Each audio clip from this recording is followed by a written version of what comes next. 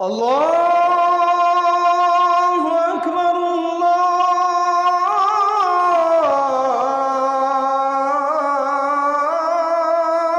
আকবার। আজ থেকে ৩৩ বছর আগে ভারতের অযোধ্যায় মুসলমানদের একটা প্রাণের মসজিদ ছিল, সেটার নাম বাবরি মসজিদ। কি মসজিদ? দুঃখজনক হচ্ছে আজকের যুব সমাজ এই মসজিদের ইতিহাস জানে না। আজকের যুব সমাজ জানে ভারতের নায়ক নায়িকাদের ইতিহাস, খেলোয়াড়দের ইতিহাস, বলিউডে কোন মুভি কখন মুক্তি পাইছে, কত টাকা ব্যবসা করছে, পরিচালক কে, সব খবর তার কাছে আছে।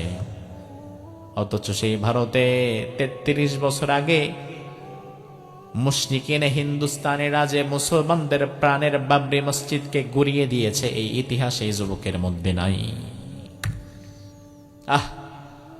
তোমার দ্বারা কিভাবে সমাজ পরিবর্তন হবে? যে জাতি তার অতীত ভুলে যায়, নিজের ইতিহাস ভুলে যায়, যে মুসলমান তার অতীত ঐতিহ্য আর ইতিহাস ভুলে যায়, ওই মুসলমানের কাছে কোনোদিন আল্লাহ সুবহানাহু ওয়া তাআলা সুপ্রিম পাওয়ার দেয় না।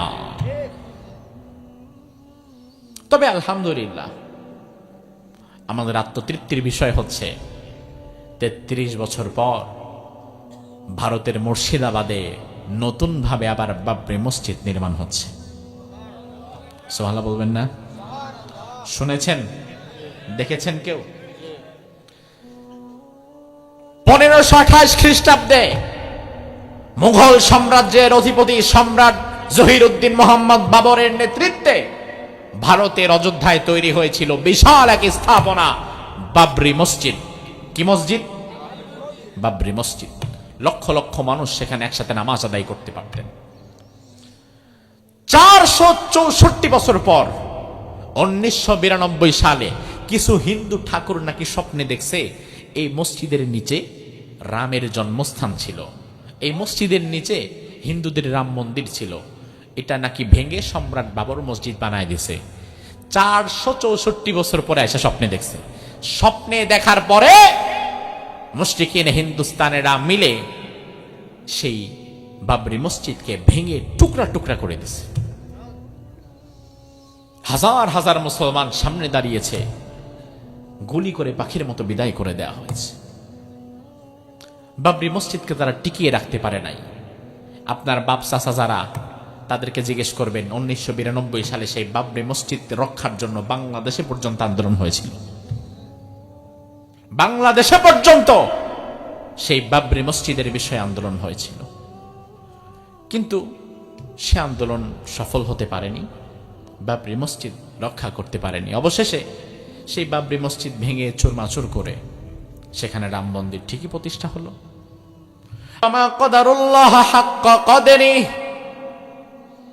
দুনিয়ার মানুষ আমার ক্ষমতা সম্পর্কে জানে না, দুনিয়ার মানুষ আমি আল্লাহকে কদর করতে পারে না। ওয়াল আরদু জামিআন কবদতুহু ইয়াউমাল কিয়ামাতি ওয়াস সামাওয়াতু মাতওয়িয়াতুম বিয়ামিনিহি। ও বান্দা, আমি আল্লাহর ক্ষমতা কতটা জেনে নাও। যে জমিনের মধ্যে তোমরা বসবাস করছো, ওই জমিনটাকে আমি আল্লাহ তাআলা, দুনিয়ার মানুষ টিস্যু দিয়ে ঘাম মোছার পরে টিস্যুটাকে যেমন হাতের মধ্যে মুঠ করে নেয়, যেই জমিনে তুমি বাহাদুরি করো, জুলুম করো, যেই জমিনে বসে তুমি তোমার আল্লাহর বিরুদ্ধে কাজ করো, ইসলামের বিরুদ্ধে কথা বলো, আল্লাহ বলে ও বান্দা, এই পোড়া জমিনটাকে টিস্যুর মতো আমি আল্লাহ হাতের মধ্যে মুঠ করে নিয়ে নেব। আল্লাহু আকবার। ওয়াস সামাওয়াত মাতওয়িয়াতুম বিয়ামিনিহি। কাগজের পৃষ্ঠার মতো আসমানগুলাকে আমি আল্লাহ আমার ডান হাতের মধ্যে নিয়ে নেব। জমিন আমার হাতে, আসমান আমার হাতে, সব আমার হাতে। আর তুমি মনে করো ক্ষমতা তোমার হাতে। ভুল ভাবছো ভাই, জমিন যার হাতে, আসমানও যার হাতে, ক্ষমতাটাও তারই হাতে, ঠিক কিনা? আল্লাহ বললেন ওয়ামা কদারুল্লাহ হাক্কা কদরিহি। দুনিয়ার মানুষ আমার কদর করতে জানে না, আমার ক্ষমতা সম্পর্কে তার কোনো ধারণা নাই। আল্লাহর ক্ষমতা সম্পর্কে ধারণা না থাকার কারণে এই জাতির মাঝে আল্লাহর গোলাম কম হয়, নেতার গোলাম আর দলের গোলাম বেশি হয়। ও মনে করে আমার নেতা আমার দল অনেক ক্ষমতাবান, আমার দেখে রাখবে। আরে বেটা, তুই বিপদে পড়লে, তোর নেতা বিপদে পড়লে তোমার মতো কর্মী ফালায় তুই আগেই বর্ডার ক্রস করে ভাগবে। কিন্তু আল্লাহর গোলাম হও, নেতার গোলাম হইও না, দলের গোলাম হইও না। আল্লাহর গোলাম যদি হতে পারো তাহলে তুমি এমন আল্লাহর গোলামি করছো যে আল্লাহ কোনোদিন তোমার মতো বান্দারে রেখে যাবে না, ঠিক কিনা? সে আল্লাহ বলে, ও বান্দা, আমি আল্লাহ এমন ক্ষমতাবান, জমিনকে আমি আল্লাহ প্রচন্ড ভাবে ঝাঁকুনি দেব, কাঁপুনি দেব। এত ভয়ঙ্কর ঝাঁকুনি কাঁপুনি জমিন কোনোদিন টের পায় নাই। ইয়াউমা তারাউনাহা তাযহালু কুল্লু মুরদিআ আম্মা আরদাত। ওই দিন কত মাত্রার ভূমিকম্প হবে, আল্লাহ কত মাত্রার ভূমিকম্প দিবেন সেটা আল্লাহ বলেন নাই। তবে ওই ভূমিকম্পের পরে স্বাভাবিক একটা অবস্থা কেমন হবে সেটা আল্লাহ বলে দিয়েছেন। আল্লাহ বলে, বান্দারে, আমি আল্লাহ যেদিন জমিনকে একটা ঝাঁকুনি দেব, ওই ভয়াবহ ঝাঁকুনি আর কাঁপুনির ফলে যে মা তার সন্তানকে কোলে নিয়ে দুধ পান করাচ্ছিল, জমিনের প্রথম ধাক্কা খাওয়ার পরে ওই মা তার দুধের বাচ্চাটারে ফেলে দিয়ে আরেক দিকে পালায়া যাবে। আমার ভাই, কথাটা গভীর থেকে বোঝেন। দুধের বাচ্চা, মা, আপনার মাও মা, আমার মাও মা। এই যে আমি আজকে এত দূরে দূরে যাই, মাহফিল করি, আমার মা আমাকে নিয়ে খুব বেশি চিন্তিত না। আপনি এত দূরে এত রাতে এসে বসে আছেন, আপনার মা যদি জীবিত থাকে আপনারা নিয়ে এত বেশি চিন্তিত না। তার কারণ ছেলে যত বড় হয় মা বাবার টেনশন তত কমে, আর ছেলে যত ছোট থাকে টেনশন তত বেশি থাকে, চোখের আড়াল করে না। বিশেষত যাদের ঘরে দুধের বাচ্চা আছে তাকিয়ে দেখবেন, দুধের বাচ্চাটারে মা দুধ খাওয়ায় ঘুম পাড়ায় দিছে বিছানায়, মা চলে গেছে রান্নাঘরে। রান্নার কাজে ব্যস্ত মা কানটা লাগায় রাখে ঘরের দিকে। বাচ্চাটা শুধু ওয়া ওয়া বলে কাঁদতে দেরি, রান্না বান্না ফালায় রেখে দৌড়াতে দেরি না। দুধের বাচ্চা যার কোলে আছে, ওই মার গোসলখানায় কাপড় ধয়, গোসল করে, কানটা থাকে বাহিরে। দুধের বাচ্চাটা যদি ঘুম থেকে উঠে একটা ডাক দেয়, ওয়া ওয়া বলে কাঁদে, মা কিন্তু ভিজা কাপড় নিয়ে দৌড়ায় আগে বাচ্চাটারে এসে ধরে। তার মানে দুধের বাচ্চারে মা এক সেকেন্ডের জন্য হাতছাড়া করে না।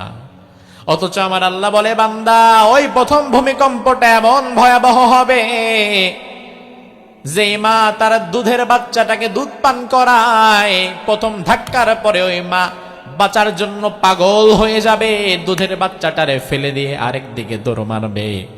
তার যে দুধের বাচ্চা ছিল এটা তার আর মনেই থাকবে না।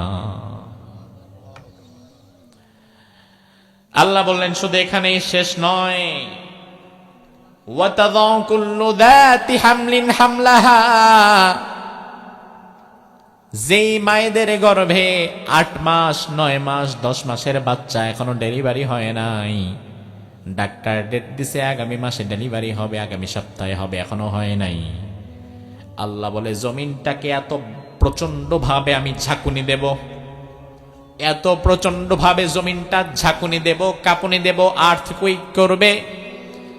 জমিনের ঝাঁকুনি আর কাঁপুনির চোটে যে মায়েদের গর্ভে সন্তান ডেলিভারি করা লাগবে না, পেটটা ফেটে ওই বাচ্চাটার সাথে সাথে মাটির মধ্যে আছড়ে পড়বে। গর্ভধারিণী মায়ের তলপেট ফেটে গেছে ঝাঁকুনির ঠেলায়, ভূমিকম্পের ঠেলায়। জীবনে আপনি দেখেন নাই পৃথিবীতে ভূমিকম্পের ঠেলায় কারো পেট ফাইটা গেছে। কিন্তু ওই দিনের ভয়াবহ ঝাঁকুনি এমন হবে, যেই মায়ের গর্ভে সন্তান তার পেটটা ফেটে তার বাচ্চাটা মাটির মধ্যে আপনার সামনে পড়ে যাবে।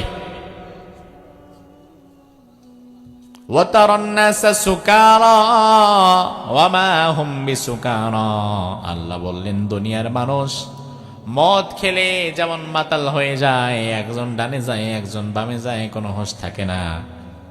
ওই দিন প্রথম ধাক্কা খাওয়ার পরে মানুষেরা পাগলের মতো ডানে দৌড়াবে বামে দৌড়াবে, কোনো হুঁশ থাকবে না। আমার ভাই, আল্লাহ রাব্বুল আলামিন দুটো আয়াতে কারিমার মাঝে মূলত পৃথিবী ধ্বংস হয়ে যাওয়ার চিত্র তুলে ধরেছেন। এই যে পৃথিবী আছে, আমরা আছি, এক সময় আমরাও ছিলাম না, আবার এক সময় পৃথিবীটাও ছিল না। বানিয়েছেন কে? জোরে কোন। আবার কিছুদিন পরে ধ্বংস করে দিবেন কে? ক্ষমতা কি নাই? যিনি ভাঙতে পারেন তিনি গড়তে পারেন, আবার যিনি গড়তে পারেন তিনি ভাঙতে পারেন। এক সময় আমরা ছিলাম না, পৃথিবী ছিল না, এখন আমরা আছি, পৃথিবী আছে, আবার এক সময় থাকবে না। তার কারণ কি? তার কারণ পৃথিবী আল্লাহ তাআলা সৃষ্টি করেছেন একটা লক্ষ্য উদ্দেশ্য নিয়ে। লক্ষ্য উদ্দেশ্য যেই দিন আর পূরণ হবে না, আকাশ ও জমিনও সেই দিন আল্লাহ রাখবে না। কিয়ামত হয়ে যাবে, মহাপ্রলয়, ডিস্ট্রয়, ধ্বংস হয়ে যাবে। আপনি মনে করবেন হুজুর কত শত শত হাজার হাজার বছর পর কিয়ামত হবে, আল্লাহ না জানে, আমরা কি পাবো নাকি? ও ভাই আমার, কিয়ামতের হাদিসগুলো গবেষণা করলে দেখবেন বর্তমান পৃথিবী মূলত এখন তার হায়াতের শেষ সীমানা অতিক্রম করছে। দুনিয়াতে মানুষের হায়াত আছে, যেমন এই যে ছোট বাচ্চা, তার হায়াত থেকে সে 10 বছর বার করছে। আমরা হায়াতের অর্ধেকটা বার করে ফেলছি। আবার আমার বাবাজির মতো দাড়ি পাকা মুরব্বী যারা বসে আছেন, তারা কিন্তু তাদের হায়াতের শেষ পর্যায়ে চলে গেছেন। ঠিক একইভাবে কোরআন হাদিস গবেষণা করার পরে আপনি বুঝবেন বর্তমান পৃথিবীটাও তার হায়াতের শেষ সীমানায় চলে গেছে। জ্বর আসার আগে শরীর গরম হয়, মুখের রুচি নষ্ট হয়ে যায়, শরীর ব্যথা হয়ে যায়। এই আলামতগুলো দেখলে বুঝবেন জ্বর ইজ কামিং, চলে আসছে জ্বর, চলে আসবে জ্বর। দুপুর বেলায় ভাবসাব বুঝছেন যে রে শরীরটা তো ম্যাজম্যাজ করতেছে, মাথাটাও ব্যথা, মুখে রুচি নাই, তার মানে জ্বর আসবে। জ্বর আসার যেমন কিছু আলামত আছে, একইভাবে কিয়ামত আসারও কিছু আলামত সমাজে আছে না নাই? নাই?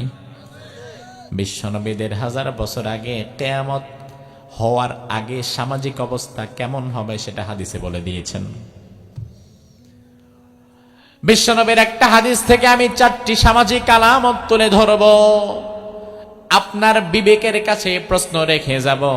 এক একটা আলামত শুনবেন আর চোখ দিয়ে সমাজের দিকে তাকাবেন, মিলাবেন। যদি দেখেন ওই আলামতের সাথে বর্তমান সমাজের চিত্র মিলে গেছে, তাইলে বলবেন আছে। আর যদি দেখেন না, মিলে নাই, তাইলে বলবেন নাই। তবে আমারে খুশি করার জন্য না, বিবেকবোধ তো আপনারও আছে। আমি শুধু হাদিসটা বলবো, সমাজের বাস্তব চিত্র দেখে আপনি নিজেই জবাব দিবেন। আল্লাহর হাবিব হাদিসের মধ্যে বললেন, ইয়াতি আলান নাসি জামান লা ইয়াবকা মিনাল ইসলামি ইল্লা ইসমুহু। এমন এক জামানা কিয়ামতের আগে সমাজের মধ্যে আসবে, কিয়ামতের পূর্বে এমন একটা সময় জমিনের মধ্যে আসবে, লা ইয়াবকা মিনাল ইসলামি ইল্লা ইসমুহু। ওই জামানায় ইসলাম থাকবে শুধু নামে, তবে কামে না। এমন জামানা কি আসবে না চলছে? আমার ভাই রাসূল বললেন এমন এক জামানা আসবে, ইসলাম থাকবে নামে, কামে না। বর্তমান বাংলাদেশে এটা আমরা সেটাই দেখতে পাচ্ছি। এদেশের ইসলাম এখন হয়ে গেছে নাম সর্বস্ব। নাম কি? রফিকুল ইসলাম। নাম কি? শফিকুল ইসলাম। নাম কি? অমুক ইসলাম, তমুক ইসলাম, নুরুল ইসলাম। নামের সাথে সাথে ইসলাম লাগায় এমন কোটি কোটি মানুষ, তবে ওই মানুষগুলো সারা দিনে একটা কাজও ইসলামের মতের উপরে করে না। এমন রফিকুল ইসলাম, শফিকুল ইসলামও আছে না নাই? নামের সাথে ইসলাম। পৃথিবীর কোন দেশের মানুষের নামের সাথে ইসলাম পাবেন না, ভারত, বাংলাদেশ, পাকিস্তান 3 দেশ ছাড়া। সৌদি আরবে যান, কাতার, কুয়েতে যান, আরব আমিরাতে যান, আফ্রিকায় যান, মিশরে যান, ইথিওপিয়ায় যান, পৃথিবীর অনেকগুলো দেশ আমি সফর করেছি, কোন দেশের মানুষের নামের সাথে ইসলাম শব্দটা পাই নাই। সৌদি আরবে যান, নাম কি? শফিক বিন আব্দুল্লাহ, আব্দুল্লাহ বিন রফিক, আব্দুর রহমান আর সুদাইস। তাদের নামগুলো এমন হয়, বাপের নামের সাথে নিজের একটা নাম, ছোট্ট একটা নাম। কিন্তু তমুক ইসলাম, তমুক ইসলাম, এই সেই নামের সাথে সাথে ইসলাম যুক্ত করা, এটা শুধু আমরাই করি। নামের সাথে ইসলাম যুক্ত করার বিষয়টা খারাপ না, করতেই পারেন। ইসলাম নুরুল ইসলাম, শফিকুল ইসলাম, রফিকুল ইসলাম নাম তো আপনি রাখতেই পারেন। তবে আমার প্রশ্ন হচ্ছে ভাই, নামের সাথে সাথে শুধু ইসলাম যুক্ত করলেই হবে না, নিজের জীবনের মধ্যেও ইসলামকে ধরে রাখা লাগবে। এখন আমাদের দেশে নামের সাথে ইসলাম যুক্ত হয়ে গেছে, তবে সমাজের মধ্যে ইসলাম খুঁজে পাওয়া যায় না। আমার ভাই গায়ের জোরে কথা বললে হবে না। আমি যে বললাম সমাজে ইসলাম পাওয়া যায় না, এবার হিসাব মিলায় নেন। ৭১ সালে বাংলাদেশ স্বাধীন হলো। স্বাধীনতার সময় বাংলাদেশে মানুষ ছিল ৭.৫ কোটি। কত কোটি? ৫০ লক্ষ হিন্দু, বৌদ্ধ, খ্রিস্টান, বাকি ৭ কোটি মুসলমান। এখন যদি মানুষ থাকে ২০ কোটি, ১৮ কোটি, তাইলে ২ কোটি হিন্দু, বৌদ্ধ, খ্রিস্টান, বাকি ১৬ কোটি তো মুসলমান। তাইলে ৭১ থেকে ২০২৫ এই ৫৫ বছরে বাংলাদেশে মুসলমানের সংখ্যা, রফিকুল ইসলাম, শফিকুল ইসলাম, সাইফুল ইসলাম, নুরুল ইসলাম, এমন নামধারী ইসলামওয়ালা মানুষের সংখ্যা ৫৫ বছরে কি কমছে না বাড়ছে? কথা কয় না, বাড়ছে। এবার আমি আপনাকে জিজ্ঞেস করব ভাই, ইমানের সাথে জবাব দিবেন, এই ৫৫ বছরে সুদের ব্যবসা কি কমছে না বাড়ছে? এই ৫৫ বছরে চাকরিতে ঘুষের বাণিজ্য কি কমছে না বাড়ছে? সমাজে জিনা ব্যভিচার কমছে না বাড়ছে? মদ, ইয়াবা, বাবা, গাঁজা, ফেন্সিডিল কমছে না বাড়ছে? এগুলা খায় কারা? সব হিন্দু বৌদ্ধরা, নাকি তোমার আমার মতো নামধারী মুসলমানেরা? তাইলে ৫৫ বছরে মুসলমানও বাড়ছে, একই সাথে আবার হারাম অন্যায় কাজগুলো বাড়ছে। তার মানে কি বুঝলেন? এই মুসলমানরা শুধু নামেই বাড়ছে, কামে বাড়ে নাই। কারণ ৫৫ বছরে সত্যিকার অর্থে যদি ইসলাম বাড়তো, মুসলমান যদি সত্যিকার অর্থে বাড়তো, তাইলে কথা ছিল মুসলমান যত বাড়বে, ইসলামওয়ালা যত বাড়বে, সমাজের মধ্যে অন্যায় অবিচার তত কমে যাবে। এটা না কমাই প্রমাণ করে এই সমাজে ৫৫ বছরে শুধু ইসলামের নামই আছে, কামার নাই।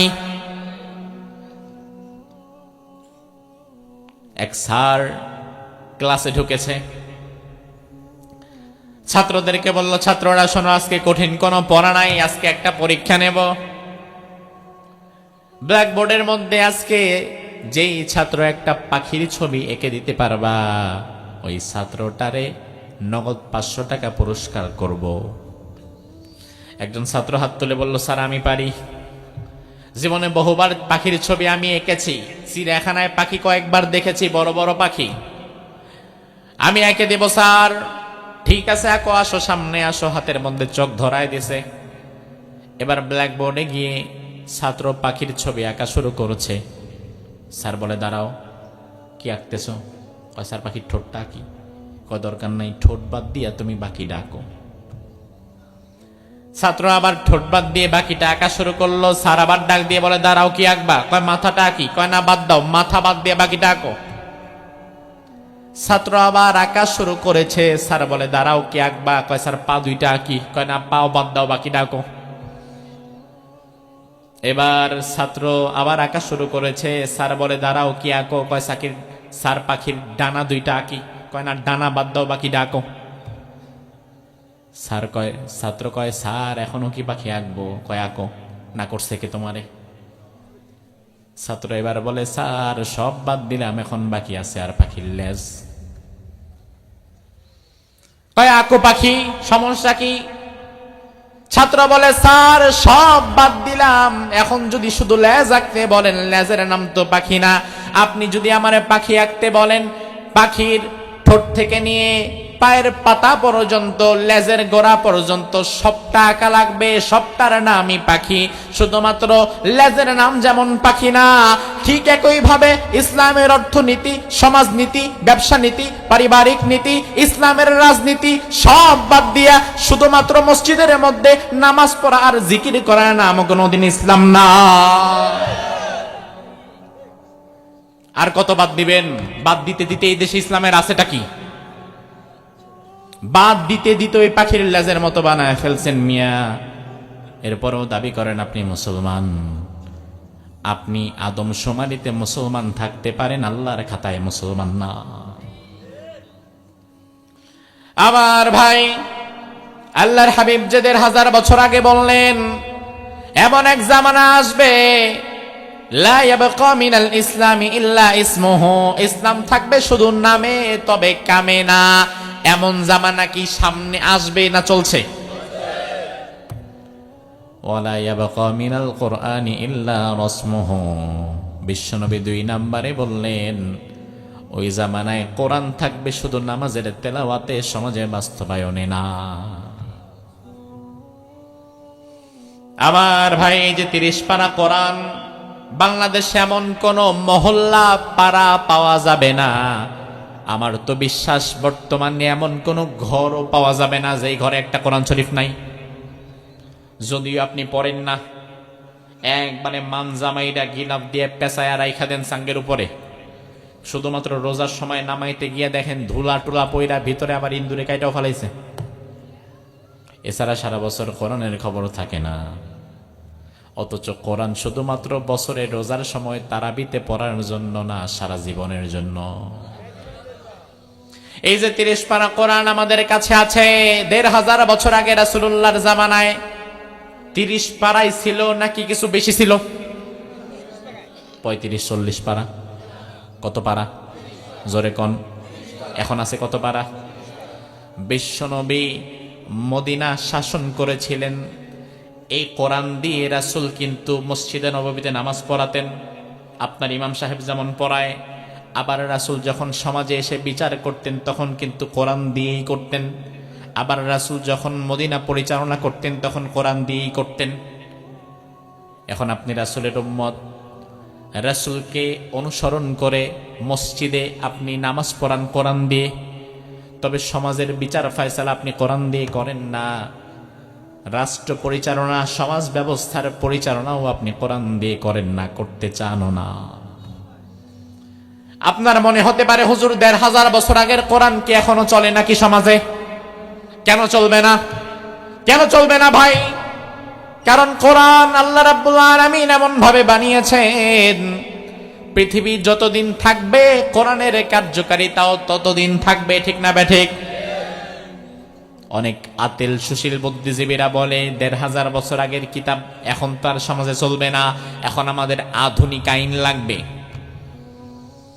আমার ভাই, কথাটা অনেকের কাছে যুক্তিসঙ্গত মনে হতে পারে, ঠিকই তো, কত কিছু পৃথিবীর বদলাইছে, তো ১৫০০ বছরে কোরআন তো বদলায় নাই, আপডেট হয় নাই, তাহলে কোরআন দিয়ে কি সমাজ চলবে নাকি? ও ভাই, ভালো করে বুঝেন, যে সূর্যটার আলো ছাড়া আপনার ক্ষেতের ফসল হবে না, যে সূর্য ছাড়া আপনি বাঁচতে পারবেন না, এই সূর্যটা বানিয়েছেন কে? আরো আস্তে কম। সূর্যের বয়স কত জানেন? বিজ্ঞানীরা বলে যে সূর্যটা আপনি আপনার মাথার উপরে দেখতে পান, এই সূর্যের বয়স হচ্ছে ৪৬০ কোটি বছর। সুবহানাল্লাহ কয় না? কত বছর? যে চাঁদ আপনি দেখতে পান, বিজ্ঞান বলে এই চাঁদের বয়স হচ্ছে ৪৫৩ কোটি বছর। এবার আমার ভাই, আমি আপনার কাছে জানতে চাই, ৪৬০ কোটি বছর আগের সূর্য বর্তমানে আলো দিতে পারে না নষ্ট হয়ে গেছে? পারে? আচ্ছা, ৪৫৩ কোটি বছর আগে যেই চাঁদ আল্লাহ বানিয়েছেন, ওই চাঁদ কি এখনো আলো দিতে পারে না ফিউজ হয়ে গেছে? কার্যকারিতা আগের মতো আছে না নাই? এবার জবাব দেন, এই চাঁদ এই সূর্য তাদের আলো দ্বারা উপকৃত হয় শুধুমাত্র সোনাপুরের মুসলমান যারা, তারা? গোটা পৃথিবীর মুসলমান না, বরং গোটা পৃথিবীর সবাই। গোটা পৃথিবীর সবাই। শুধু মানুষ বলেন কেন, আফ্রিকার জঙ্গলে একটা ছোট্ট প্রাণী, ওই প্রাণীর কাছে গিয়ে সূর্যের আলো যায় না? তাইলে আল্লাহ রাব্বুল আলামিনের দেওয়া সূর্য, আল্লাহর দেওয়া চন্দ্র ৪৬০ কোটি বছর পরেও যদি এখনো অচল না হয়ে সচল থাকে, আল্লাহর দেওয়া সূর্যের আলো যদি পৃথিবীর পূর্ব থেকে পশ্চিম দিগন্ত পর্যন্ত সব জায়গায় সঠিক মতো আলো পৌঁছে দিতে পারে, তাইলে ১৫০০ বছর আগের কোরআন এত দ্রুত ফিউজ হয়ে যাবে না, বরং কিয়ামত যতদিন পর্যন্ত হবে না, কিয়ামত পর্যন্ত আল্লাহর চন্দ্র আল্লাহর সূর্য যেমন আলো দিবে, কিয়ামত পর্যন্ত সমাজের জন্য আল কোরআনও তেমন আলোকিত হয়ে থাকবে। অচল হবে না। আরে বেটা, অচল হইলে তো আগে সূর্য অচল হবে। এর বয়স তো কোরআনের চেয়ে বেশি। কোরআনের বয়স ১৫০০ বছর, সূর্যের বয়স ৪৬০ কোটি বছর। তাহলে অচল হইলে তো কোরআনের আগে সূর্য অচল হবে। এজন্য আমার ভাই, কোরআন কোনোদিন অচল হবে না, ঠিক কি না? ১৫০০ বছর আগে আল্লাহর হাবিব কোরআন দিয়ে সমাজ পরিচালনা করেছেন।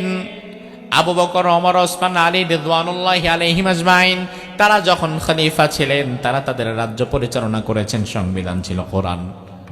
ওমরের জামানায় অর্ধেকটা দুনিয়া ওমর শাসন করেছেন, সংবিধান কোরআন। তাইলে অর্ধেকটা দুনিয়া যে কোরআন শাসন করতে পারে, ৫৬,০০০ বর্গ মাইলের দেশ শাসন করার ক্ষমতা বুঝি সেই কোরআনের নাই? আল্লাহর হাবিব বললেন, এমন এক জামানা আসবে কোরআন থাকবে তেলাওয়াতে সীমাবদ্ধ, তবে সমাজে বাস্তবায়িত নয়।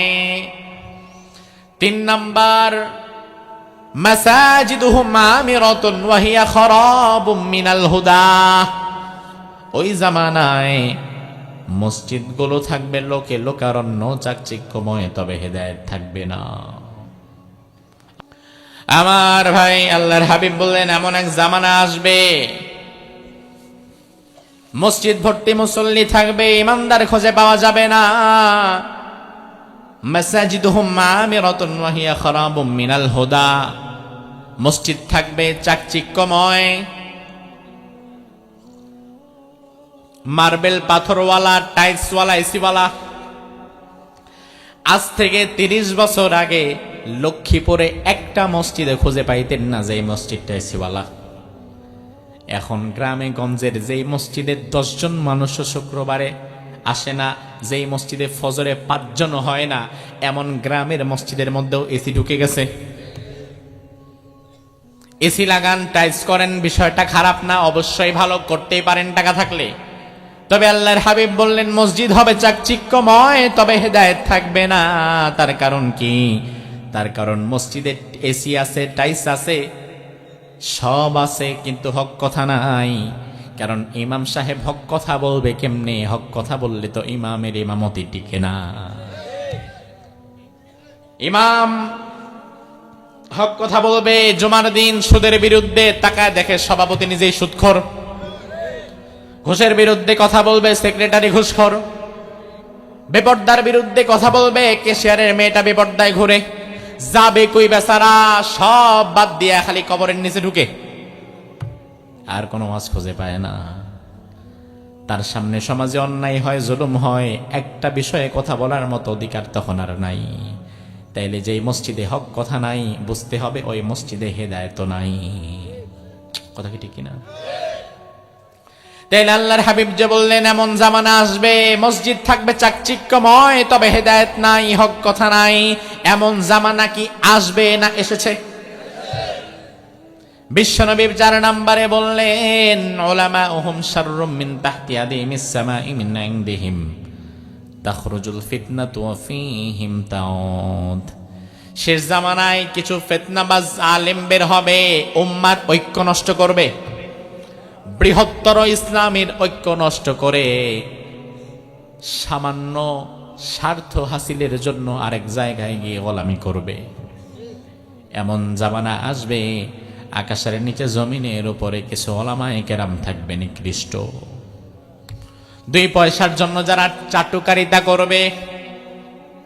আমার ভাই, তাইলে উপরোক্ত 4টা আলামত আপনার চোখের সামনে রেখে এবার সাক্ষ্য দেন, এই 4টি আলামতের সাথে বর্তমানের পরিবেশ পরিস্থিতির মিল আছে নাই?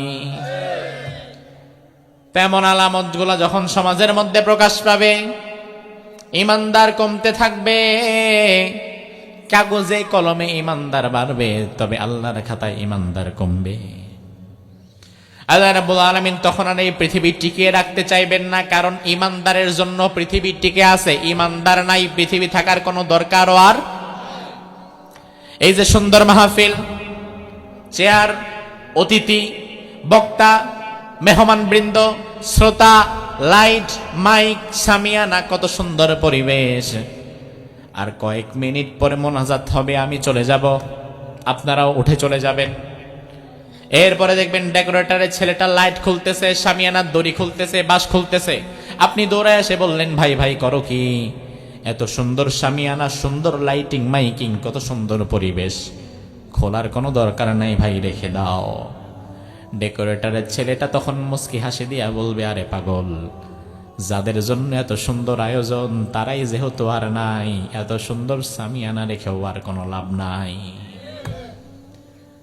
আমরা আছি বলেই প্যান্ডেল আছে, বক্তা আছে বলেই মাইক আছে, শ্রোতা আছে বলেই সামিয়ানা আছে।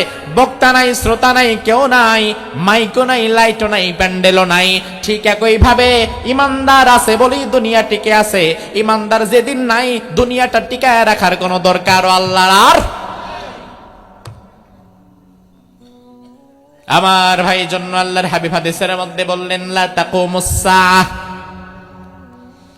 হাত্তা লা ইউকালা ফিল আরদি আল্লাহ আল্লাহ। যতদিন জমিনে আল্লাহকে আল্লাহ বলে ডাকতে পারে এমন একজন ইমানদার থাকবে, ওই আল্লাহকে আল্লাহ বলে ডাক দেওয়ার মতো একজন ইমানদার থাকলেও আল্লাহ তাআলা কিয়ামত দিবে না। আরো জোরে কোন, আল্লাহকে একটা ডাক দিতে পারবেন কলিজা থেকে? কলিজা থেকে আল্লাহকে একটা ডাক দেন তো আল্লাহ। কলিজার ভেতর থেকে আল্লাহকে একটা ডাক দেন আল্লাহ। আল্লাহর হাবিব বলেন, লা তাকুমুস সাআহ হাত্তা লা ইউকালা ফিল আরদি আল্লাহ আল্লাহ। জমিনে একজন ইমানদার থাকবে, আল্লাহকে আল্লাহ বলে ডাকবে, ওই একজন ডাকের কারণে আল্লাহ তাআলা কিয়ামত স্থগিত করে দেবেন, পেন্ডিং রেখে দেবেন, পিছিয়ে দেবেন, কিয়ামত দিবেন না। তবে ওই ডাকনেওয়ালা যে কেউ হইলে হবে না, ওই ডাকনেওয়ালাকে হওয়া লাগবে পরিপূর্ণ ইমানদার। যে কেউ হইলে হবে না, পরিপূর্ণ ইমানদার। ওই ইমানওয়ালা, ওই ইমানদার মুমিনের দাম আল্লাহর কাছে অনেক বেশি। ওমর ফারুক রাদিয়াল্লাহু আনহুর ছেলে নাম আব্দুল্লাহ বিন ওমর কাবার পাশ দিয়ে একদিন হেঁটে হেঁটে যাচ্ছেন। কাবার পাশ দিয়ে হেঁটে যাওয়ার সময় কাবার দিকে আঙ্গুল দিয়ে ইশারা করে বলে, ও কাবা, মা আযমাক ওয়া মা আযমা হুরমাতিক। ও কাবা, তোমার কত মান, তোমার কত মর্যাদা। তবে ওয়াল মুমিনু আযমু হুরমাতান ইনদাল্লাহি মিনকি। কাবা শুনে নাও, তোমার যত দাম, তোমার যত মর্যাদাই থাকুক না কেন, আল্লাহর জমিনে একজন ইমানদারের দাম এবং মর্যাদা তুমি কাবার চেয়েও বেশি। কথাটা শুনলে একটু অন্যরকম লাগে, কিরে, ইমানদারের দাম কাবার চেয়ে বেশি? অবশ্যই বেশি। তার কারণ ইমানদার আছে বলে দুনিয়া টিকে আছে, আর দুনিয়া টিকে আছে বলেই কাবাও টিকে আছে। ইমানদার যেদিন নাই সেদিন দুনিয়াও নাই, দুনিয়া যেদিন নাই সেদিন কাবাও নাই। তাহলে একজন সাচ্চা ইমানদারের দাম কাবার চাইতেও কম না বেশি? এজন্য ওই ইমানদারের ডাকের দামও আল্লাহর কাছে বেশি। তারা ডাকের কারণে আল্লাহ তাআলা কিয়ামত স্থগিত করে দেবেন। তবে আপনার আমার মতো মুনাফিক মার্কা মুসলমানের ডাকের কারণে না, যে কোনো মানুষের ডাকের কারণে যদি কিয়ামত বন্ধ হয়ে যেত, তাইলে তো কিয়ামত কোনোদিন আর হইতই না। তার কারণ আমার ভাই, স্বাধীনতার সময় মুসলমান বাংলাদেশি ছিল 7 কোটি, এখন হয়েছে 16 কোটি। 55 বছরে মুসলমানের সংখ্যা বাড়ছে। কথার কথা, কিয়ামত যদি আরো 100 বছর পরে হয়, 100 বছর পরে আমাদের দেশে মুসলমানের সংখ্যা কি কমবে না আরো বাড়বে? তাহলে যেমনি আমরা প্রোডাকশন হাউস খুলছি, যেমনি বাড়াইতেছি, আমাদের মুসলমান বানানোর ধাক্কায় তো কিয়ামত কই গেছে গা। কিন্তু আসলে তা না ভাই, যতদিন যাচ্ছে কিয়ামত কি তত পিছায় না আগায়। তাইলে আগানোই প্রমাণ করে আমাদের মধ্যে ঈমানওয়ালা লোক কমে যায়। যে কোনো মানুষের ডাকের কারণে আল্লাহ কিয়ামত বন্ধ রাখবে না। ও ভাই আমার, আল্লাহর হাবিব আর হাদিসের মধ্যে বললেন, কিয়ামতের আগে ইয়াতি আলান নাসি জামান ইয়াজতামিউনা ফিল মাসাজিদি লাইসা ফীহিম মুমিন। এমন এক জামানা কিয়ামতের আগে সমাজের মধ্যে আসবে, মসজিদ ভর্তি মুসল্লি থাকবে, তবে ওই মুসল্লিদের মধ্যে একজন ইমানদার খুঁজে পাওয়া যাবে না। মসজিদের মধ্যে নামাজ পড়বে, হজ করবে, রোজা রাখবে, যাকাত দিবে, সব করবে, তবে ঈমান হারায় ফেলবে। আল্লাহর হাবিব আরেক হাদিসের মধ্যে বললেন, ইন্না বাইনা ইয়াদাই সাআতি ফিতানান কাকিতাইল লাইলিল মুযলিম ইউসবিহুর রাজুলু ফিহা মুমিনান ওয়া ইউমসি কাফিরা ওয়া ইউমসি মুমিনান ওয়া ইউসবিহু কাফিরা। এমন এক জামানা কিয়ামতের আগে আসবে, সকালবেলায় ইমানদার থাকবে, সন্ধ্যাবেলায় বেঈমান হবে, সন্ধ্যাবেলায় ইমানদার থাকবে তো সকালবেলা বেঈমান হবে। মানুষ ক্ষণে ক্ষণে ক্ষণে ক্ষণে তার ইমান বিক্রি করে দেবে। বাংলাদেশে কত মানুষ যে রাজনীতি করতে গিয়া ইমান হারায় তার কোনো ঠিক নাই। তেরে রাসূল যে বললেন, এমন এক জামানা আসবে, সকালবেলায় ইমানদার, সন্ধ্যায় বেঈমান, সন্ধ্যায় ইমানদার, সকালে বেঈমান। এমন জামানা কি আরো 1000 বছর পরে আসবে না চলছে? মসজিদ ভর্তি মুসল্লি থাকবে, ভোটার লিস্টে আদমশুমারিতে মুসলমানের অভাব নাই। 18 কোটি, 20 কোটি, 30 কোটি, সারা পৃথিবীতে মুসলমান আছে 200 কোটি। যত দিন যাবে সংখ্যা বাড়বে, তবে এই সংখ্যা শুধু লেখার সংখ্যা, বাস্তবে না। আমার ভাই, এই যে সাদা কাগজ, কোনো স্পট নেই। এবার আমি যদি কলম দিয়ে এই সাদা কাগজের উপরে লিখি, পকার পা নয় ঋষিকার নি, উচ্চারণ কি হবে? কথা কয় না, সাথে সাথে এটা ভিজে যাবে। এবার আমি যদি লিখি সরে আ গয় রস্যকার গু দন্তান্ন, উচ্চারণ কি হবে? কথা কয় না, সাথে সাথে কাগজটা পুড়ে যাবে। কেন? পানি আছে, কাগজ ভিজে না। আগুন তো ঠিকই আছে, কাগজ তো পুড়ে না। তার কারণ কি? তার কারণ এই আগুন, এই পানি শুধু লেখার আগুন, লেখার পানি, বাস্তবে না। বাস্তবের আগুন থাকলে কাগজটা পুড়ে যেত, বাস্তবের পানি থাকলে কাগজটা ভিজে যেত, বাস্তবের আগুন থাকলে কাগজ পুড়ে যেত, বাস্তবের পানি থাকলে কাগজ ভিজে যেত। ঠিক একই ভাবে বাংলাদেশে 92% মুসলমানের দরকার নাই। এই দেশে কেবলমাত্র 51% মুসলমানই যদি থাকতো, এই দেশটা বহু আগেই আল্লাহর কোরআন দ্বারা পরিচালিত হতো। না হয় প্রমাণ করে লেখার আগুন লেখার পানির মতো। মুসলমানও এখন লেখার মুসলমান, কামের না। কাজীর গরুর মতো, কাজীর গরু শুধু লেখায় থাকে, কিতাবে আছে, গোয়ালে নাই।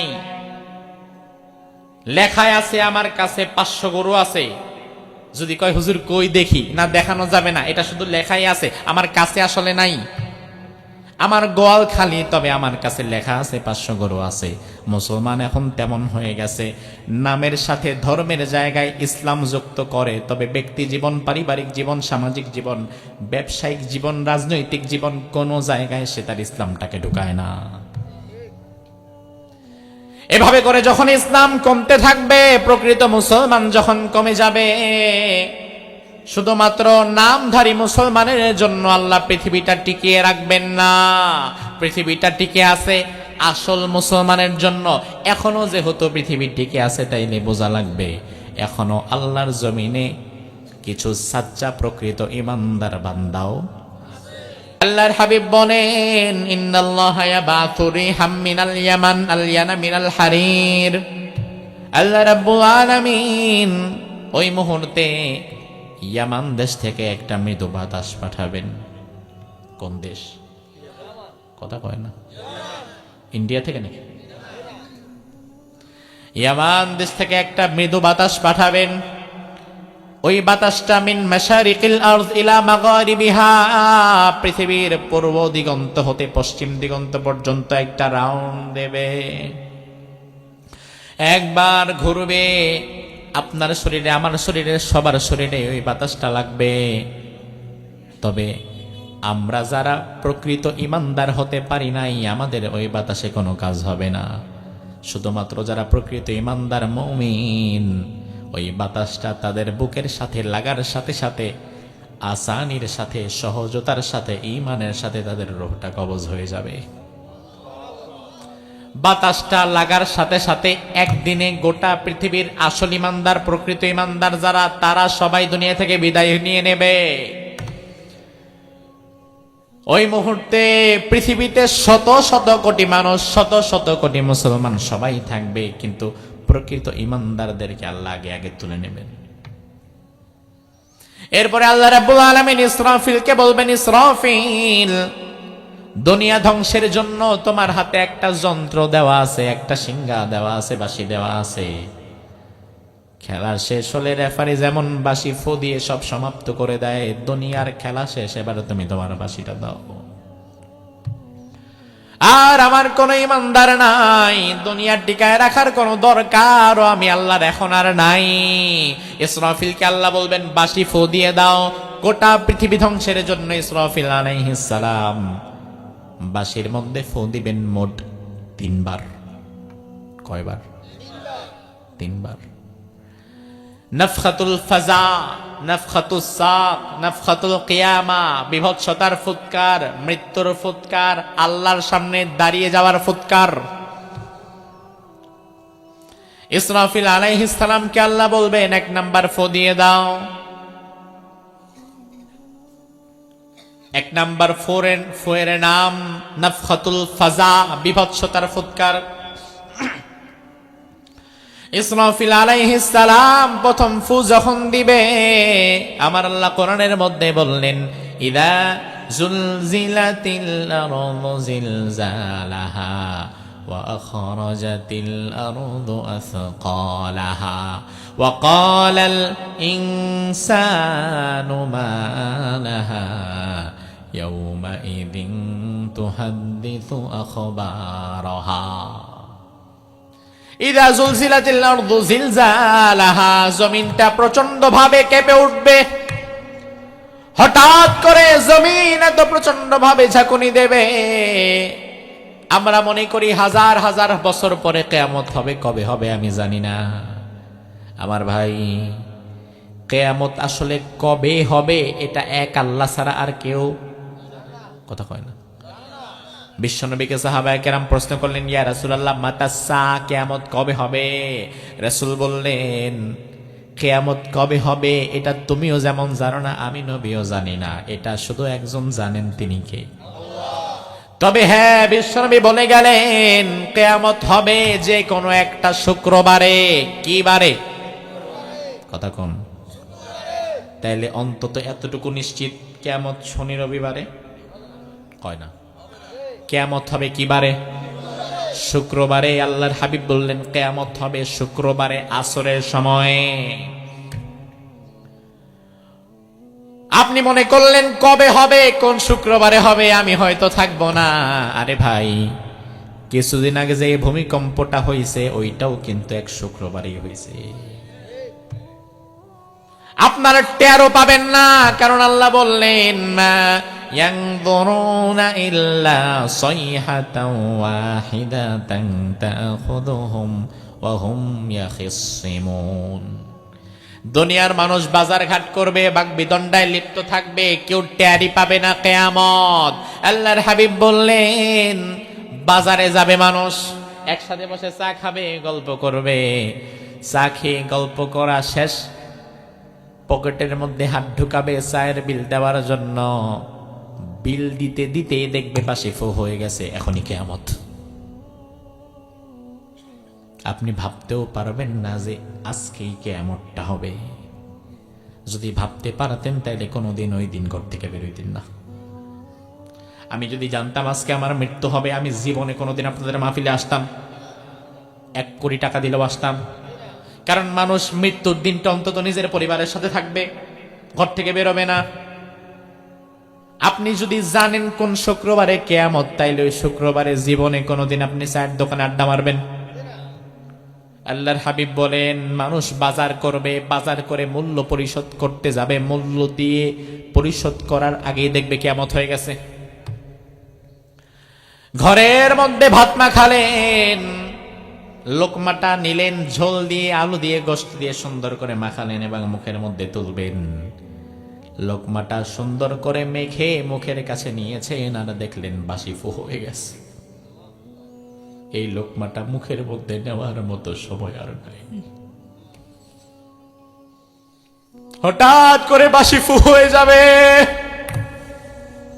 পৃথিবীর খেলা শেষ, তোমার রাজনীতির ব্যস্ততা শেষ, তোমার দুনিয়ার সম্পদ কামাবার ব্যস্ততা শেষ, তোমার বক্তাগিরির ব্যস্ততা শেষ, তোমার সব শেষ। হঠাৎ করে একটা কিয়ামতের বাসি ফু হয়ে যাবে। আমার আল্লাহ বললেন মানুষেরা পাগলের মতো তখন ডানে বামে দৌড়াতে থাকবে, কেউ কারো দিকে তাকাবে না, কথা শুনবে না। দুনিয়াতে ভূমিকম্প যখন হয় মানুষেরা উঁচু উঁচু বিল্ডিং থেকে বাঁচার জন্য এমন জায়গায় যায় যে জায়গাটা কাঁপে না, কিন্তু ওই দিন পালায়া যাবেন কই? ওই দিন যেখানে যাবেন সেখানেই তো কাঁপবে। আল্লাহ কোরআনের মধ্যে বললেন ওয়া আখরাজাতিল আরযু আসকালাহা, দুনিয়ার মানুষ অতিরিক্ত খেলে, বেশি খেলে যেমন বমি করে উগরে ফেলে দেয়, মাটির নিচে যে সম্পদ আছে, স্বর্ণের খনি, গ্যাসের খনি, লোহার খনি, হীরার খনি, কয়লার খনি, তেলের খনি, এই জমিন ফেটে গিয়ে ওই সম্পদগুলো জমিন বমি করে বের করে দেবে। আপনি দৌড় মারছেন সোনাপুর থেকে, ঠাস করে দেখলেন সামনে মাটি ফেটে গেছে। মাটি ফেটে যাওয়ার পরে দেখলেন নিচ দিক দিয়ে গ্যাস উঠতেছে। হঠাৎ করে দেখলেন পাশেও ফেটে গেছে, ওদিক দিয়ে আগুন উঠতেছে। পিছন দিক থেকে দেখলেন জমিন ফেটে স্বর্ণ উঠে গেছে। দুনিয়ার মানুষের সম্পদের প্রতি কত লোভ! ওই দিন স্বর্ণের খনি বের হইয়া সামনে পড়ে থাকবে, নেওয়ার মতো মানসিকতাও আর থাকবে না। আমার ভাই, ওই যে কয়েক সপ্তাহ আগে যে ভূমিকম্প হলো শুক্রবারে, ফেসবুকে দেখলাম 8 তলায় এক ভাইয়ের বাসা। ভূমিকম্প হওয়ার পরে 8 তালা থেকে সাথে সাথে উনি লুঙ্গি জামার ঠিক নাই, কোনো মতে জাইঙ্গা একটা পরে মারছে দৌড়। জীবন তো বাঁচাইতে হবে। 8 তালা থেকে নামতে নামতে যখন 6 তালা সিঁড়িতে নামছে, নামার সময় দেখে 6 তালা সিঁড়িতে এমন একটা দামি স্মার্টফোনকে যেন ফেলে রেখে গেছে। সে দেখে বলল, আমি চিনতে পারলাম হুজুর, এই ফোনটা 6 তালার ওই ভাইয়ের ফোন। হয়তো দৌড় মারার সময় হাতে ফোনটা ছিল, এই জায়গায় এসে হয়তো হাত থেকে ফোনটা পড়ে গেছে, কিন্তু এই ফোনটা আবার তুলে নিবে এতটুকু ভরসা সে পায় নাই। দুনিয়ার একটা 5.2 মাত্রার ভূমিকম্প দুনিয়ার সম্পদ থেকে যদি আপনারে গাফিল বানায় দিতে পারে, ওই দিন ইসরাফিলের সিংহায় ফু দেওয়ার পরের ভূমিকম্পে আপনি পাগল না হইয়া থাকবেন কেমনে? পাগল হয়ে যাবেন। কেন পাগল হবেন না? কেন হবেন না? কারণ আপনি দেখতেছেন জমিন এমন ভাবে কেঁপে গেছে, বিল্ডিং গুলো টাস টাস করে ভেঙে ভেঙে পড়তেছে, মাটি ফেটে গেছে, আগুন বের হচ্ছে, তেল বের হচ্ছে, আখরাজাতিল আরযু আসকালাহা, গ্যাস বের হচ্ছে, স্বর্ণ বের হচ্ছে। আবার অন্যদিকে দৌড়ায় দেখলেন সামনে এক মহিলা, পেটের মধ্যে বাচ্চা। ওয়াতাদাউ কুল্লু যাতি হামলিন হামলাহা, তার পেটটা ফেটে গেছে, বাচ্চাটা জমিনের মধ্যে ঠাস করে পড়ে গেছে। এমন দৃশ্য দেখার পরে ওয়াতারান নাসা সুকারা ওয়া মা হুম বিসুকারা, মানুষ মদ খাইলে যেমন পাগলামি আর মাতলামি করে, ওই দিনের পাগলামি আর মাতলামি তার চেয়ে কম না বেশি? এই দৃশ্য দেখার পরে আর মাথা ঠিক নাই। কাফেররা বিশ্বনবীর কাছে এসে বলল, নবী, আল্লাহ যখন কিয়ামতের আগে জমিনটারে ঝাঁকুনি দেবে, ওই ঝাঁকুনিতে আমাদের মক্কার বড় বড় পাহাড়গুলোর কি কিছু হবে নাকি? পাহাড়ের বোধহয় কিছু হবে না। পাহাড় বানিয়েছেন কে? এই রমজানে আমি মিশরে গিয়ে দেখলাম তোরে সাইনা, যে পাহাড়ে আল্লাহ তাওরাত নাযিল করেছেন, ওই পাহাড়ে গিয়ে দেখলাম পুরা বিশাল পাহাড়টা পাথরের। বাংলাদেশের পাহাড়গুলো স্বাভাবিকত মাটির, মিশরের পাহাড়ে গিয়ে দেখলাম পাথরের বিশাল বিশাল পাহাড়। কাফেররা এসে প্রশ্ন করলো, ওয়ায়াসআলুনাকা আনিল জিবালি ফাকুল ইয়ানসিফুহা রাব্বি নাসফা ফায়াযারুহা কা'আন সাফসাফা লা তারা ফিহা ইওয়াজাও ওয়ালা আমতা। ও নবী, আপনারে পাহাড় সম্পর্কে প্রশ্ন করে আপনি জানায় দেন, তোমার রব আল্লাহ তাআলা পাহাড়গুলোকে সেদিন চূর্ণ বিচূর্ণ করে দেবেন, জমিনের সাথে মিশিয়ে দিবেন, কোনো উঁচু নিচু কোনো জায়গা থাকবে না, লেভেল প্লেইং ফিল্ড বানিয়ে দেবেন, উঁচু নিচু কোনো জায়গা নাই, পাহাড় পর্বত কিচ্ছু নাই। সেটা ঘটানোর মতো ক্ষমতা আপনার আল্লাহর আছে না নাই? এবার ইসরাফিলকে আল্লাহ বলবেন, ইসরাফিল অনেক হয়েছে, এবার 2 নাম্বার ফু দিয়ে দাও, নাফখাতুস সাক, মৃত্যুর ফুৎকারটা দাও। এবার ইসরাফিল দ্বিতীয় ফুটা আরো ভয়াবহ ভাবে দিবে। আমার আল্লাহ বললেন, ওয়ানুফিখা ফিস সূরি ফাসাইকা মান ফিস সামাওয়াতি ওয়া মান ফিল আরদি ইল্লা মান শাআল্লাহ। 2 নাম্বার ফু দেওয়ার পরে আকাশেও কেউ নাই, জমিনেও কেউ নাই, সব বিদায় হয়ে যাবে। তবে আমার আল্লাহ তাআলা যদি ওই দিনও কাউকে বাঁচায় রাখতে চান, বাঁচায় রাখার ক্ষমতাও আল্লাহর আছে না নাই? মুফাসসিরগণ বলেন, দ্বিতীয় ফু দেওয়ার পরে কেউ বাঁচবে না 12 জন ছাড়া। কয়জন? ওই 12 জনের কথা পরে, আগে আমাদের অবস্থা কি হবে? কারণ এই 12 জনের মধ্যে আর যাই হোক, আপনি আমি তো নাই, নাকি আছেন? আপনি তো মিয়া সিলেবাসের বাইরে। দ্বিতীয় ফু দেওয়ার পরে এবার দুনিয়ার কি অবস্থা হবে? আল্লাহ বললেন, ইদাস সামাউ ফাতারাত ওয়া ইদাল কাওয়াকিবু তাসারাত ওয়া ইদাল বিহারু ফুনজিরাত। ইদাস সামাউ ফাতারাত, সামা মানে আসমান, সামা মানে কি? আল্লাহ বললেন দ্বিতীয় ফু দেওয়ার পরে এবার আসমানটা টাস করে ফাতারাত, ফেটে যাবে। প্রথম ফু দেওয়ার পরে কিন্তু আসমান ফাটে নাই, প্রথম ফু দেওয়ার পরে ফাটছে জমিন, আর দ্বিতীয় ফু দেওয়ার পরে ফাটবে কি? জমিন ফাটার চেয়ে আসমান ফাটা আরো বেশি ভয়াবহ। কারণ আমার ভাই, যত গ্রহ নক্ষত্র তারকা রাজি যা দেখতে পান, এই সব কিছুকে ধরে রাখছে যেটা, সেটা আসমান। যে সূর্যটা দেখতে পান, এই সূর্যটারে লটকে রাখছে, ধরে রাখছে আসমান। 100 দানার তসবিহ ধরে যদি মাঝখান দিয়ে কেটে দেন, টাস টাস করে পুঁতিগুলো যেমন নিচের দিকে পড়ে, আসমানটা যদি কোনোদিন ভেঙে যায়, চন্দ্র সূর্য গ্রহ নক্ষত্র গ্যালাক্সি ইউনিভার্সাল প্লুটো কাইপার স্যারেস অ্যারিস যত তারকা রাজি আছে, কত তারকা রাজি সমুদ্রের বেলাভূমিতে দাঁড়িয়ে, সমুদ্রের বেলাভূমিতে দাঁড়িয়ে, সমুদ্রের পাশে গিয়ে বালু কণা কতগুলা আছে যদি কোনোদিন গুণে শেষ করা যায়, যেতে পারে। তবে আসমানে কত তারকা রাজি আছে, এটা গুণে কোনোদিন শেষ করা যাবে না।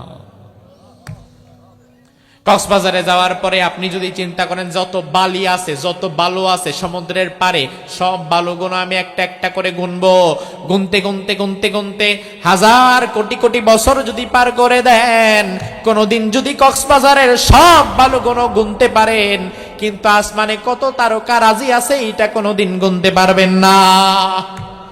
সমুদ্রের বালু কণার চাইতেও বেশি।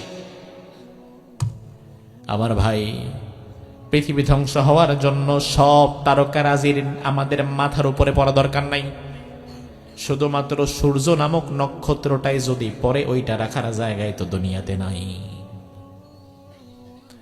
কারণ বিজ্ঞানীরা বলে সূর্যের আয়তন আমাদের পৃথিবীর চাইতে কি ছোট না বড়? কত বড় জানেন? 13 লক্ষ গুণ বড়। তাইলে 13 লক্ষ গুণ বড় একটা সূর্য 13 লক্ষ গুণ ছোট একটা পৃথিবীর উপরে পড়ছে। বিজ্ঞানীরা বলে মহাকাশে সূর্যের চাইতে কোটি কোটি গুণ বড় নক্ষত্রের সংখ্যা আরো হাজার হাজার কোটি। ওইটা আপনি আপনার কল্পনাতে আনতেও পারবেন না। সব বাদ দেন, সব বাদ দেন, শুধু 13 লক্ষ গুণ বড় সূর্যটা আপনার মাথার উপরে পড়েছে, যেটার আয়তন পৃথিবীর চেয়ে 13 লক্ষ গুণ বড়। ওই সূর্যের মধ্যে আগুন আছে না নাই? কম না বেশি? আমি একবার রড ফ্যাক্টরিতে গিয়েছিলাম, যেখানে এই যে লোহা দিয়া রড বানায়। যাওয়ার পরে দেখলাম বিশাল বিশাল লোহার পাত মেশিনের মধ্যে ঢুকায় দেয়, অপর প্রান্ত থেকে রড হয়ে বের হয় 12 মিলি, 18 মিলি, 22 মিলি। পানির মতো মোম যেমন আগুন পেলে গলে যায়, আমি দেখলাম লোহাও তেমন পানির মতো গলে তরল পদার্থ হয়ে বের হয়। আমি ইঞ্জিনিয়ার সাহেবকে জিজ্ঞেস করলাম যে ভাই, লোহা ঢুকাচ্ছেন আর পানি হয়ে বের হচ্ছে, এত বেশি আগুন ভেতরে? বলে জি। আমি বললাম এই আগুনের টেম্পারেচার কত, তাপমাত্রা কত? বলে হুজুর 1500 ডিগ্রি সেলসিয়াস।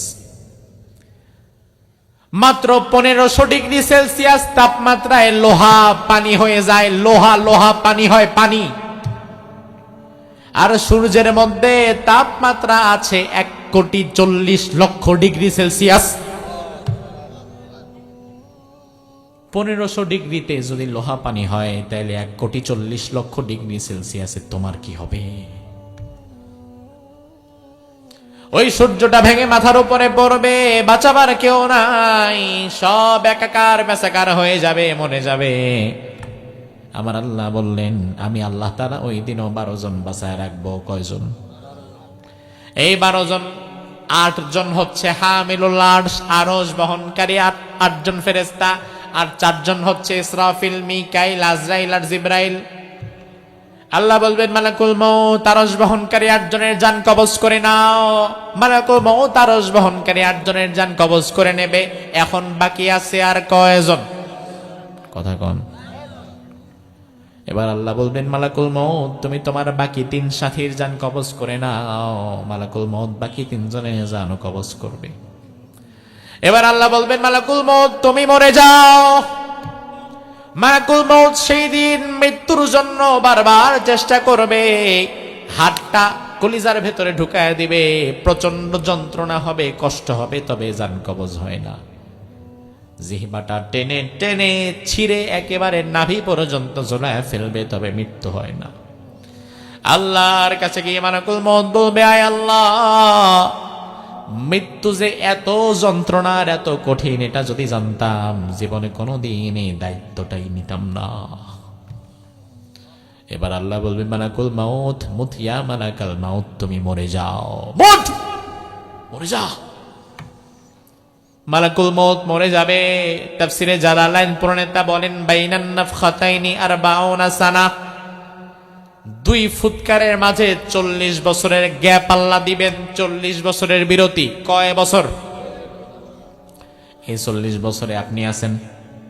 কথা কয় না। আমরা কেউ আছি? আকাশের নিচে জমিনের উপরে কেউ নাই, তার কারণ আকাশ নাই, জমিন নাই, কিচ্ছু নাই। মানুষ নাই, জিন নাই, ইনসান নাই, ফেরেশতা নাই, হায়াওয়ান নাই, কেউ নাই, শুধু একজন আছেন। তিনি কে? আমার আল্লাহ বললেন, কুল্লু মান আলাইহা ফান ওয়া ইয়াবকা ওয়াজহু রাব্বিকা দুল জালালি ওয়াল ইকরাম ফাবিআইয়ি আলাই রাব্বিকুমা তুকাযযিবান। সব ধ্বংস হয়ে যাবে, ফানা ফানা হয়ে যাবে, কিছুই থাকবে না, শুধু একজন থাকবেন। তিনি কে? এরপরে আল্লাহ রাব্বুল আলামিন 40 বছর পরে আবার ইসরাফিলকে দাঁড় করাবেন। প্রথম ফু তাকে দিবেন, রূহটা প্রথম তাকে ফিরিয়ে দিবেন, দিয়ে বলবেন, ইসরাফিল 3টা ফু দেওয়ার কথা ছিল, তুমি কিন্তু ফু দিছো 2টা, আরেকটা বাকি আছে না? নাই? দিয়ে দাও। এবার ইসরাফিল আলাইহিস সালাম সিংহাটা নিয়ে 3য় ফু যখন দিবেন, আমার আল্লাহ বললেন, সুম্মা নুফিখা ফীহি উখরা ফাইযা হুম কিয়ামুন ইয়ানযুরুন। আদম আলাইহিস সালাম থেকে শুরু করে পৃথিবীর শেষ মানুষ পর্যন্ত যে যেখানে মারা গেছে, জঙ্গলে, বাঘের পেটে হোক আর সাগরে ডুবে হোক, এমনও কত মানুষ মারা যায় যার লাশের কোনো হদিসটাও। আল্লাহ রাব্বুল আলামিন সব মানুষকে ইসরাফিলের 3য় সিংহায় ফু দেওয়ার পরে আবার জীবিত করবেন। জীবিত হয়ে আল্লাহর দরবারে হিসাব দেওয়ার জন্য হাসরের ময়দানে সবাইকে উপস্থিত করবেন কে? সেখানে আপনাকে আমাকে দাঁড়াতে হবে না? দাঁড়াতে পারবেন তো?